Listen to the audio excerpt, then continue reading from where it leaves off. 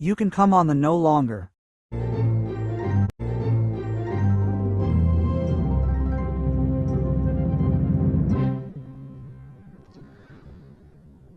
Уважаеми зрители, добър вечер.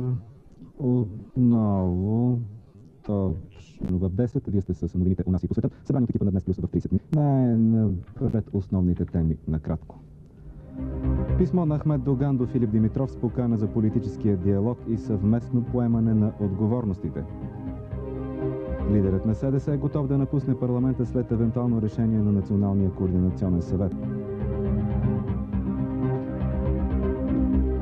Оценките на БСП за последните разговори с други политически формации. Граждански комитет призовава за действени мерки срещу влиянието на секти. Ще бъде ли използван сараевския модел за деблокирането на други райони в Босна? В писмо до Филип Димитров, лидерът на ДПС Ахмед Доган предлага на синята коалиция между формата. Температури ще бъдат между 5 и 10 градуса, а за района на нашата столица около 9. Приятна вечер и до утре.